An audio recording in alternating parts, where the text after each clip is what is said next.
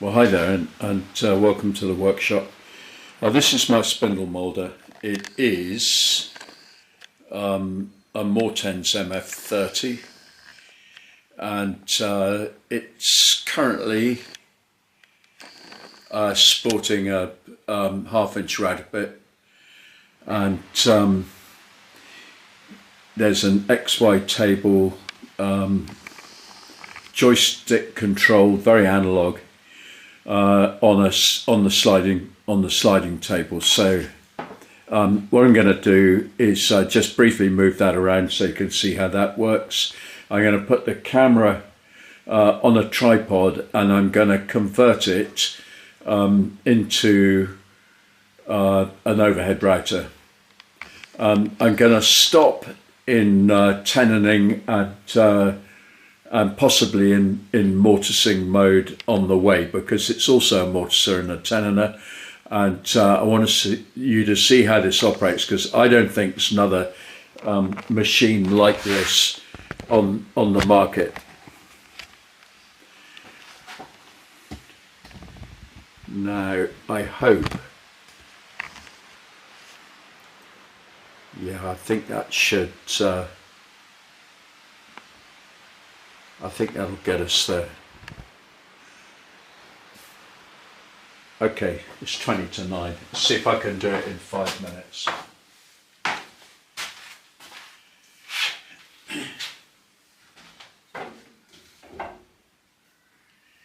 Okay, here we go. I'm winding the spindle back almost as far as it will go. That's about it. I'll just move these fences out of the way. I think that one's probably all right. I'll demonstrate that briefly. There's the XY table. It's got a very nice sliding table, this machine. It's pretty good, and I'll leave that there. Now I want to bring the whole thing up.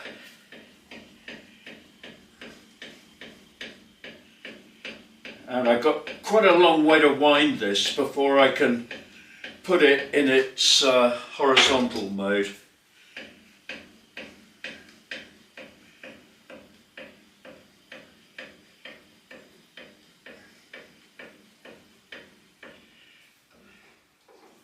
Move that Bristol lever out of the way.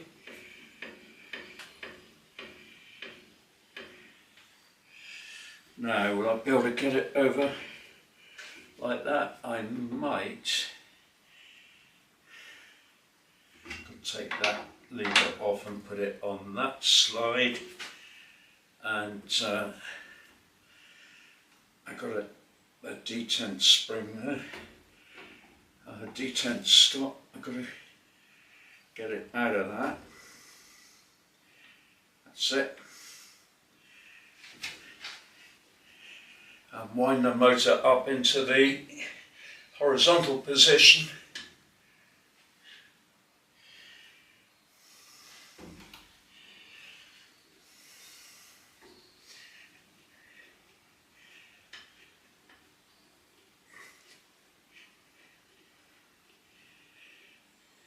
Now I've got to put that detent spring back in.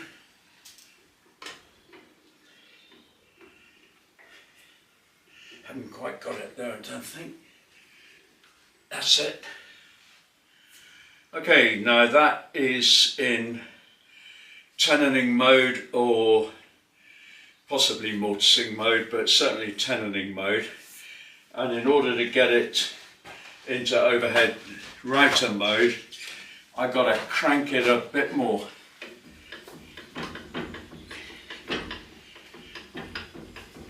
Quite a lot more.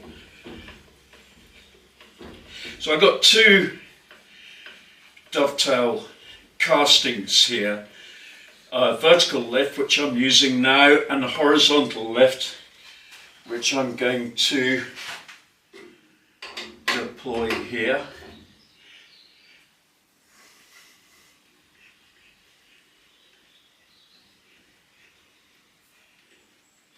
No, not 5 minutes yet.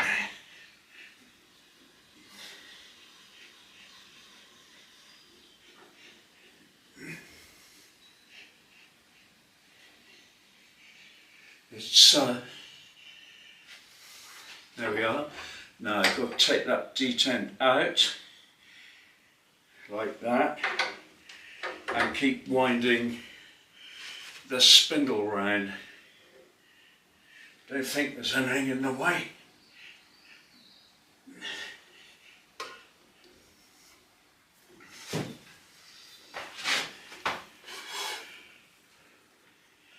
Pop that back in because that's going to locate it when it gets into the vertical position. That's it.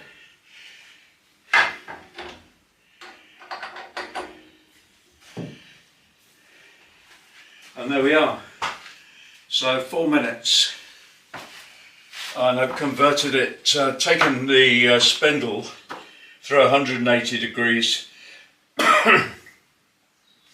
And now I can deploy a router cutter in a vertical mode, which is what I was doing in order to cut a piece of oak out for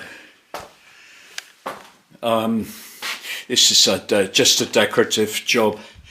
Somebody wants to build into a niche next to a fireplace, and they've got this old cast iron cooker top and they wanted it set in oak.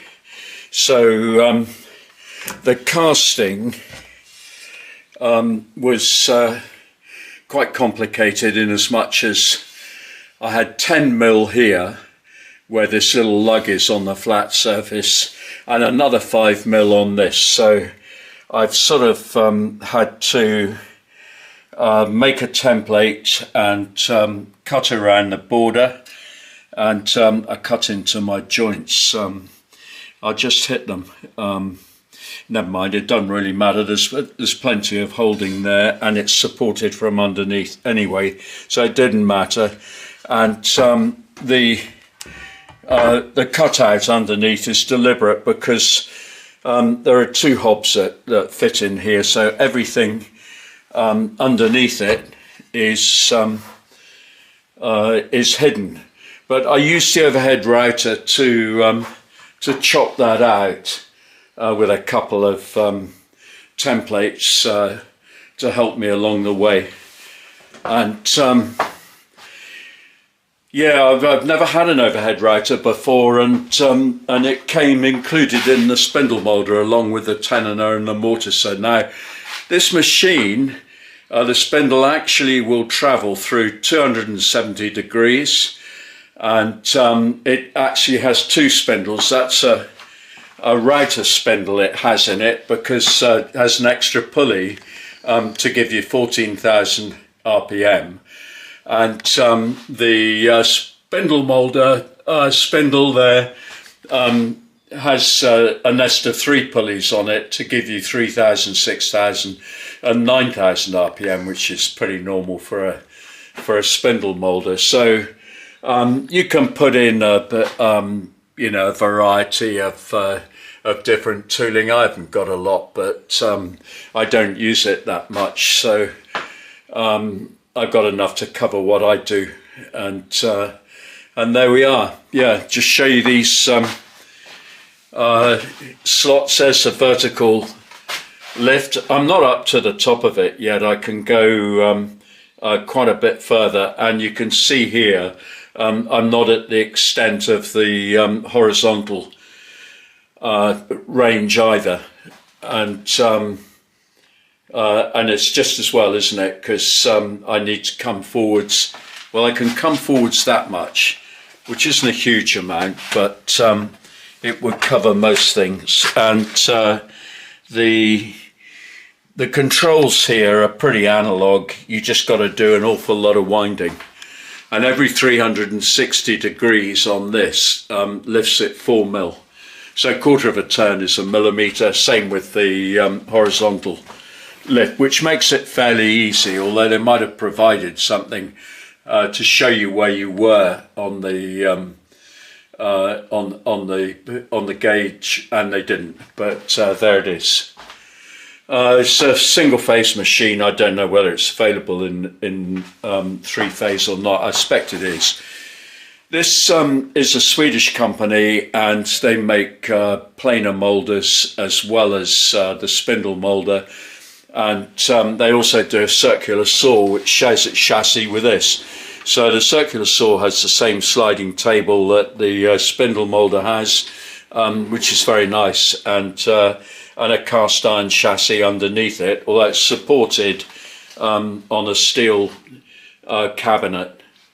And what you get with a machine is, or it's easier to tell you what you don't get. You don't get the XY table, that's an extra, and you don't get the router spindle, that's an extra. You don't get a power feed, which would fit on there if you had one. I haven't got one, but they're very useful, as I'm sure you know. And you get one hold down clamp like that, which is substantial, but you need two, so you need really to buy another one. And you can get an extension table to go on the front of the sliding table as well. So if you want to see more about the machine, if in fact you can find more about the machine, good luck with that. Really, it's quite a rare beast. I think I've never seen one in this country before. I did buy this one new, and it was also at the time I bought it, some of them were marketed as Logasol machines, and now it's Wood Miser. I guess Logasol and Wood Miser are kind of similar, aren't they? And people on the other side of the Atlantic will know more about that. But this machine, as far as I know, is still available. Don't ask me what it costs now. Probably twice what I paid for it when I bought it, but that was some time ago.